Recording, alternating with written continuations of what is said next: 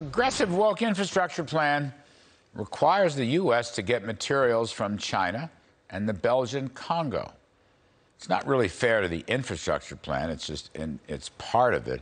It's just bigger for the Green New Deal issue. And I just want to know, we want to put our energy policy in communist hands. Joining us now to discuss, Alaska Senator Dan Sullivan, great friend. You know, Dan, you can't get to net zero emissions. You can't get to batteries and electric cars. I mean, I don't, by the way, even think that's desirable. But even if it were, no one's planning to open up access to mines and minerals in the United States. They're closing down access. So we're going to have to go to China and or the Belgian Congo if these things are pursued. What do you make of this? This seems like utter stupidity to me. They have not planned out this. Well, look, I agree 100% that we need to be focused on producing the energy and the critical minerals that not only our country needs, but the world needs. And the good news is, you know, under the Trump administration with a Republican Congress, we were doing that. We became the world's energy superpower, biggest producer of oil and natural gas in the world. And, you know, you and I have talked about it, but I'm putting together an energy plan that would do that, focus on producing American energy for us and for our allies and getting critical minerals, rare earth elements developed in America. We have them in Alaska, Larry, as you know, or with our allies. So, look, I think we should do this anywhere in this infrastructure plan that I've seen the potential for this to come from China. I'm supporting with a number of my colleagues' amendments that would prevent that. But you're exactly right. We should not be empowering the Chinese or the Russians. Heck, we're importing more oil from Russia now than we're producing in Alaska. People know that's wrong. And the good news is we have the resources in our country to do this on our own. And oh, by the way, we have the highest environmental standards in the world as well. So I agree 100% with what you just said. Well, we have the irony here is we have the lowest carbon emissions. Yeah, we do. We've beaten the Paris Climate Accord target. They wanted down 25% off of the 2005 base by 2025. By the end of last year, we were down 25%. We beat it by 5 years. So I don't even know what this is about. But, well, Dan, just one more point on that, Larry, because a lot of people don't know it. From 2005 to 2019, the United States reduced greenhouse gas emissions more than any other major economy in the world by far. Why? Because of the revolution in natural gas. So it's good for the environment, what we've been doing. But there's nothing in this infrastructure bill that would open mines.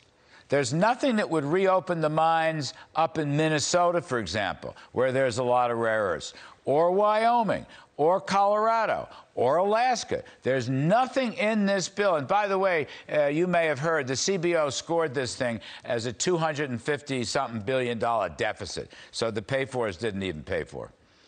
Well, look, on the mining, there actually is stuff in this bill. We got it in there that's focused on streamlining for rare earth elements, for critical minerals.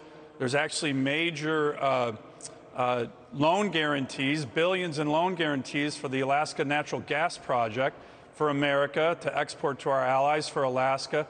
So I'm still looking at the bill. There's some good things in there. Permitting reform is actually looking pretty good.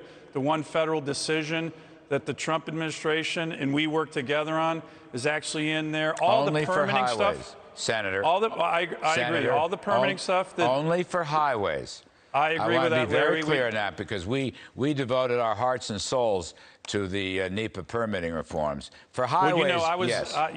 You know I was in there with you. My Rebuild America Now Act is all about major NEPA reform, and the executive order from the Trump administration was outstanding on that. But these are the key issues that I'm looking at that. I've been a no twice as we proceeded this because I wanted to read it.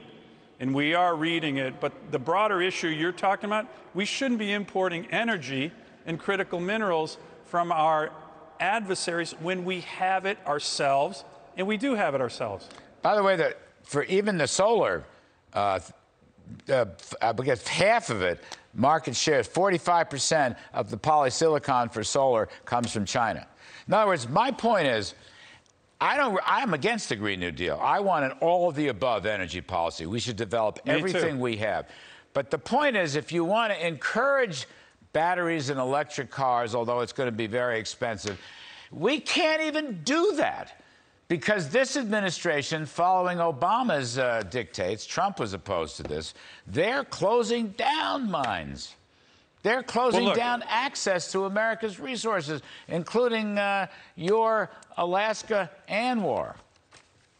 Yeah, look, I agree 100% that their policy right now has been to restrict production of American energy, kill pipelines, go to Wall Street, guys like John Kerry and Gina McCarthy, and tell some of the woke CEOs in Wall Street not to invest in America's energy sector, not to invest in Alaska, and import more from China. And I fully disagree with that. That's why we're putting out our own energy and jobs plan that's pro-American, focused on American natural resources and our workers.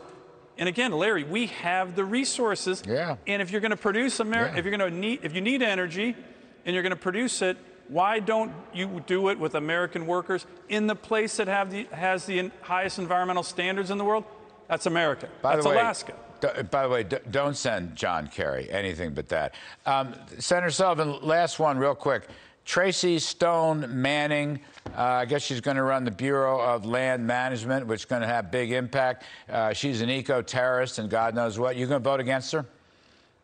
Oh, not only am I voting against her, I've been trying to tank her nomination. I've been on the floor giving speeches about her so everybody knows. You just said it. She's an eco-terrorist. It's one thing that we expect almost the Biden administration to put forward far-left extremist nominees. It's another thing, Larry, if they're putting forward far-left extremist violent nominees. There should be a red line on that no matter who you are, Democrat or Republican.